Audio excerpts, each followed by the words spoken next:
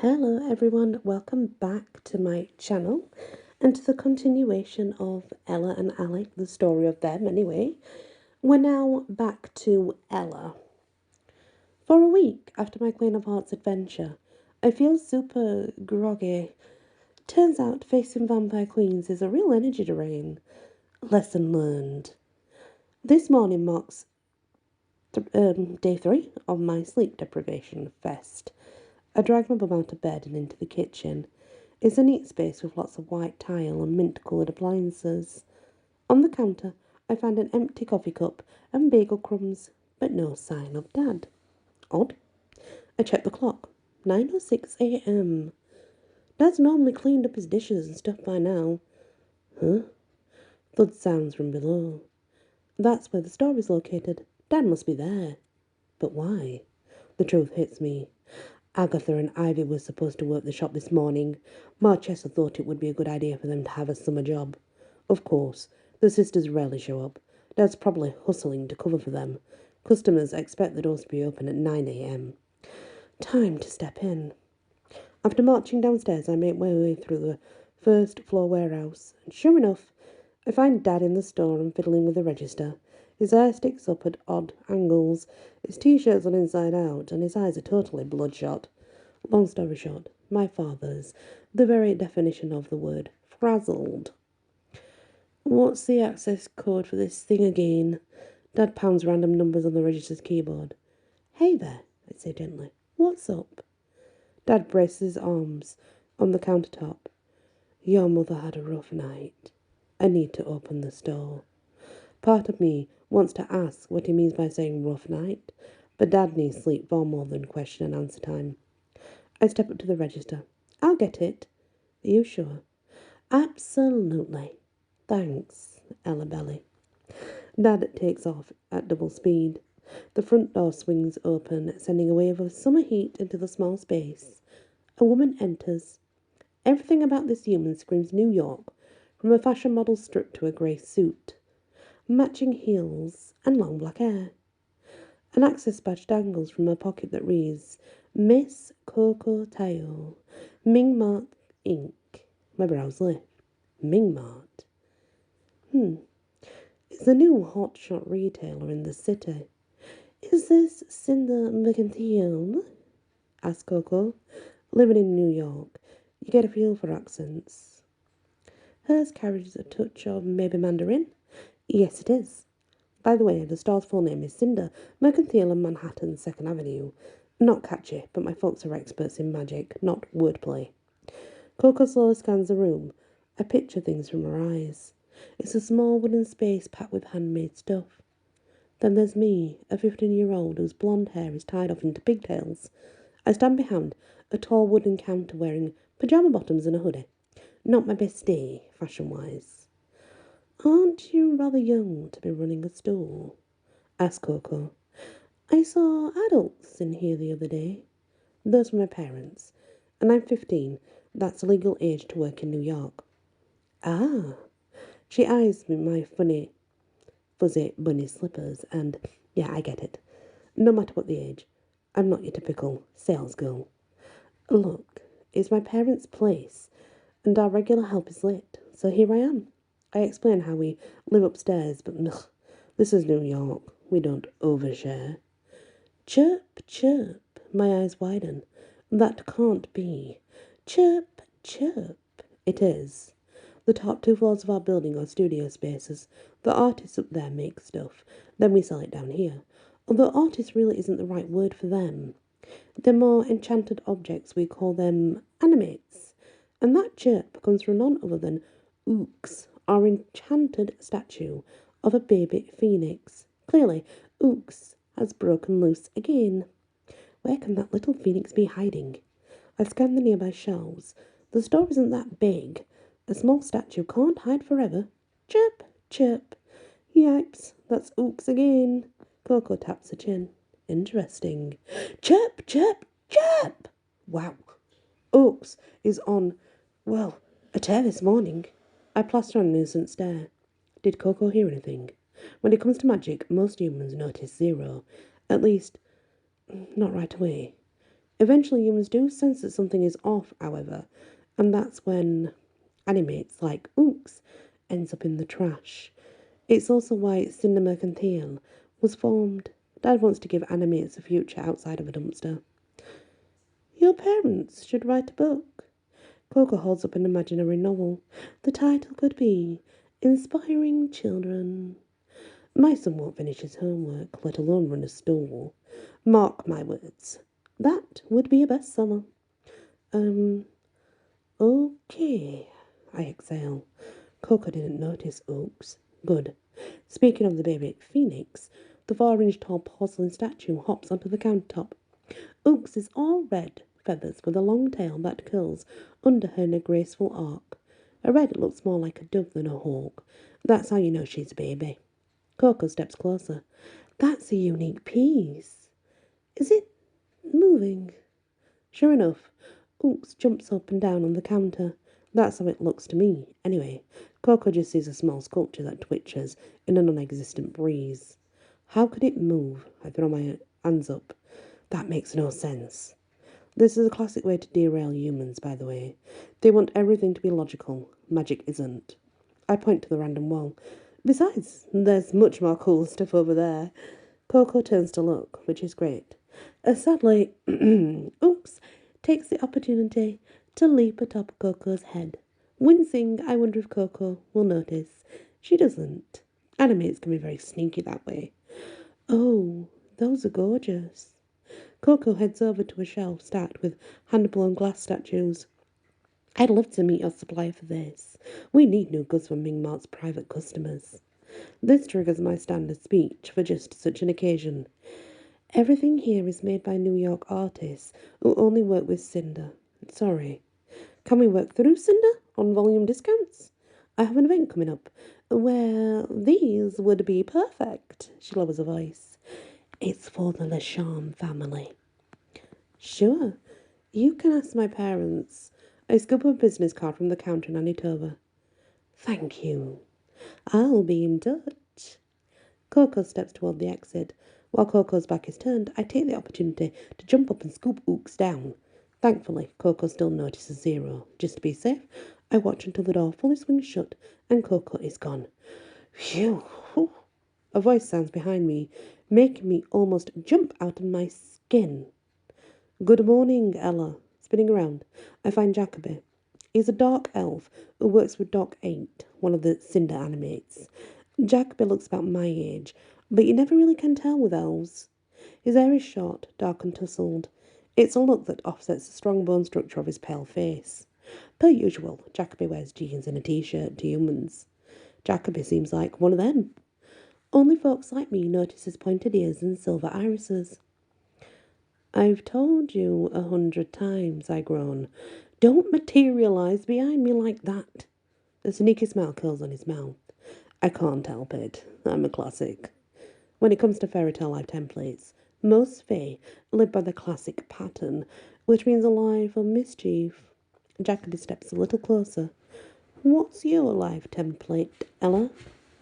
Ooks hops off my head to skitter behind the car pumpkin display. I don't blame the phoenix for avoiding the dark fae. After all, these elves trick humans into stepping off cliffs for fun. That said, I've known Jacoby forever. He's harmless. I'm a Cinderella template. You know that. Sometimes I wonder. Jacoby sets a strand of hair behind my ear. I wish you confide in me. His silver eyes get all dreamy and sweet. You can't knock any elves for the looks. Even so, I'm not telling him a thing. I'm the warden of all fae magic, and with any luck, no one will discover that fact, especially Jacoby. I take a half step backward. You're such a drama elf. I'm boring old Ella, nothing else. You're fae. Barely. I don't even have wings. No one's interested in a fairy who can't fly. Technically, my parents had my wings removed when I was a baby. Brilliant move, by the way. Most fae wardens don't live past the age 10. I'm some kind of record. That's interesting, guys. I'm going to stop here. Do you remember in Briar Rose, she said she had to have her wings removed in order to get out of a template. Now, in this, it's saying that her parents had them removed. Now, this author has made many faults in the follow-on books that don't match the other books, and what's the truth? Guys, who knows? Let's just carry on. I grew up in fairylands, says Jacoby. That, well, they might get interested in you. Best be prepared. I could help you, if you let me. I consider how to tell him no for the 100th time, when the door opens once more. At last, Ivy and Agatha walk inside. I go to grab Jacoby's hand, and those sisters are much less nasty with him around. But the dark elf has already vanished. Thanks for nothing, Jacoby. Hello, Ellie Belly. That's Ivy, by the way. She stands tall, bright-eyed and blonde, with the same pinched features and perma-scowl as her mother, Marchesa. Like always, Ivy wears a bright plaid dress. Quiet, Agatha. No, finishes Agatha. Like always, Marchesa's youngest daughter dresses like she's in a witness protection program. Today that means a boxy dress, a floppy hat, and big sunglasses. All black. I'm pretty sure she's pale with long brown hair under everything. But you never know. Ivy slowly scans me from head to toe. You look rather sloppy today, even for you. I shouldn't let Ivy get to me, and I don't mostly. Guess what? Asks Ivy. She communicates a lot in questions, by the way. It's as annoying as it actually seems. We didn't plan on working this morning. Well, you're both on the list, I state. Ivy sighs. I can't believe the schedule was so unclear.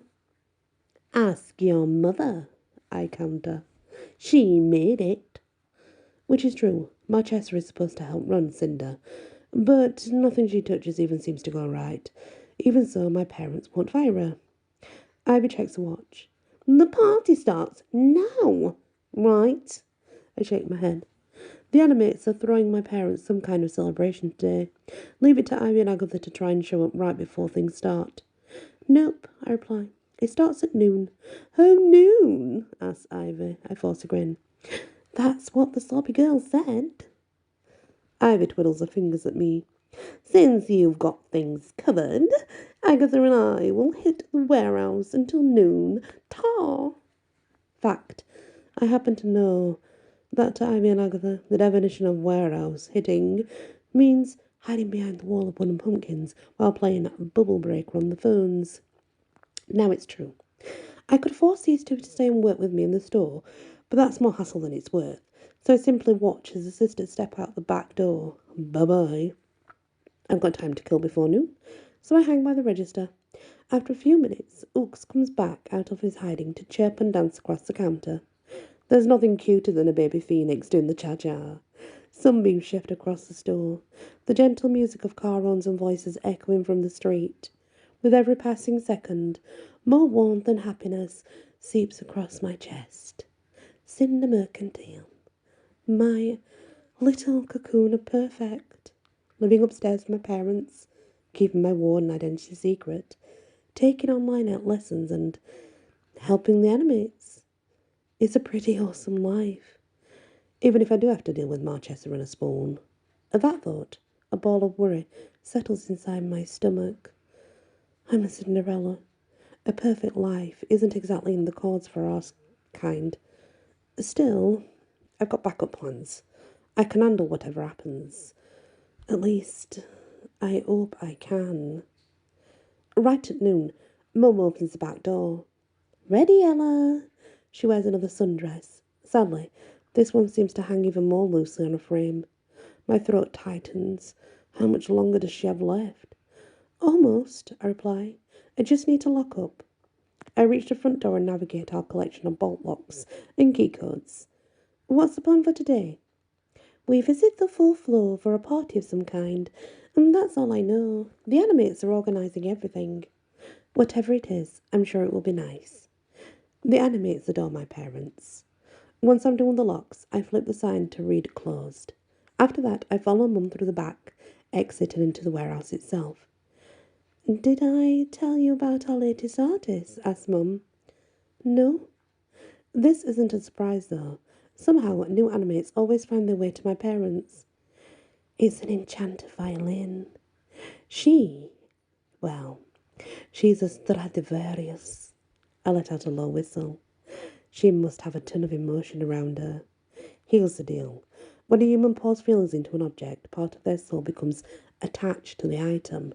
And later, when an enchanter casts a spell on the same object, those traces of soul can get activated as well. If there's enough emotion, the object comes alive. Permanently. We call those animates. They appear like objects to humans, but those with magic can see their true nature. Has she chosen a name yet? I ask.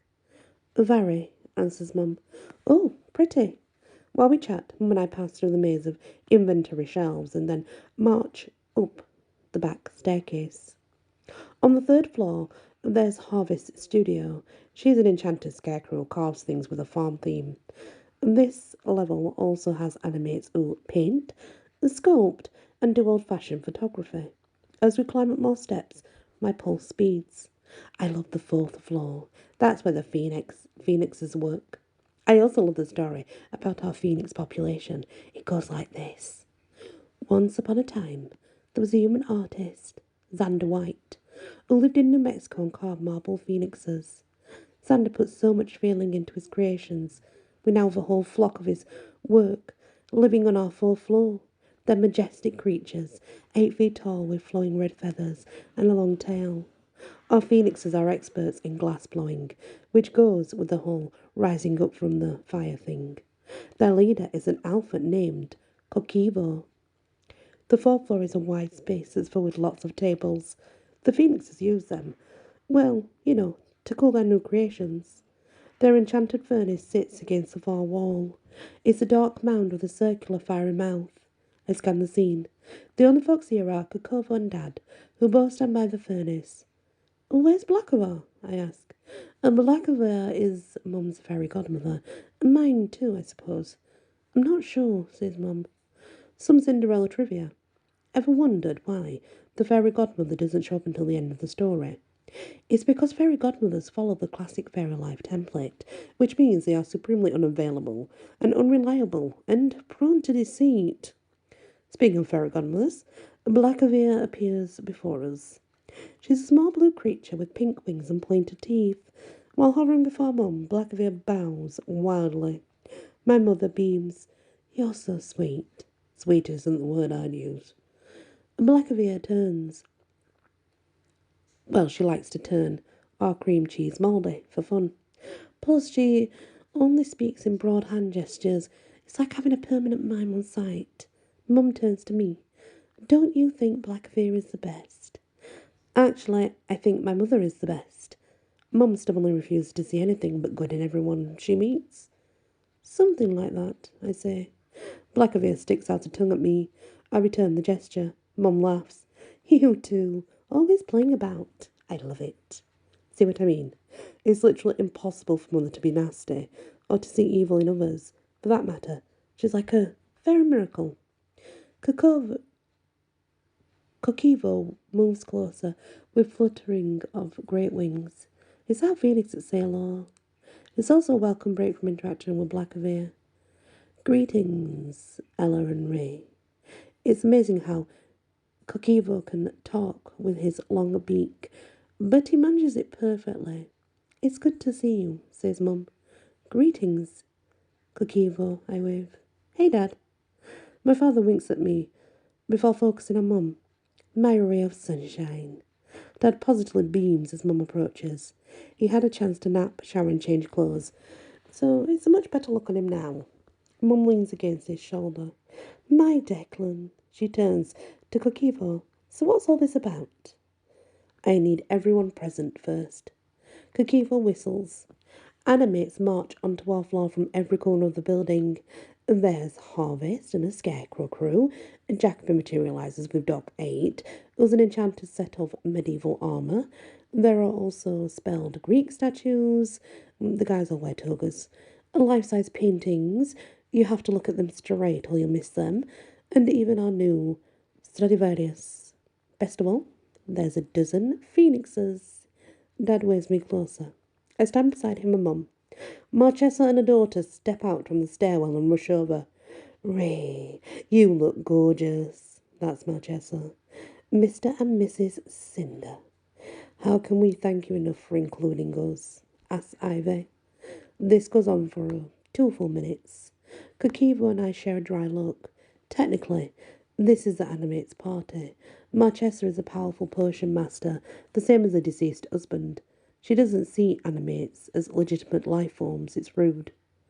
We're ready to begin, announces Kokivo at length. I've been elected spokesman for the Cinder animates. By now the floor is filled with about 100 animates of all shapes and sizes. They let out a hearty cheer. I angle my body so I don't have to look at Marchesa, Ivy, and Agatha. No reason to let them ruin my day.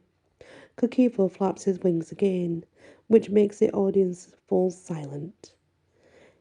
If it hadn't been for Declan and Ray Cinder, all of us animates would have been ruined. Am I right? More cheering follows. Kokivo continues. We wanted to give something back to show our appreciation. Dad shakes his head. Ray and I don't want anything. Ah, counters Kokivo. But this gift isn't for you. It's to support Cinder Mercantile. What do you mean? Asks Mum. I've been working on a special glass treasure chest, explains Kokivo. It's tiny in size, but massive in power. All of us animates contributed a little of our life force into it. Once a day, the owner may open it and the box will provide whatever the store needs most. I call it the Coffer of Wonders. Mum pops her hands over her mouth. Oh my, that's lovely. I get a little misty too.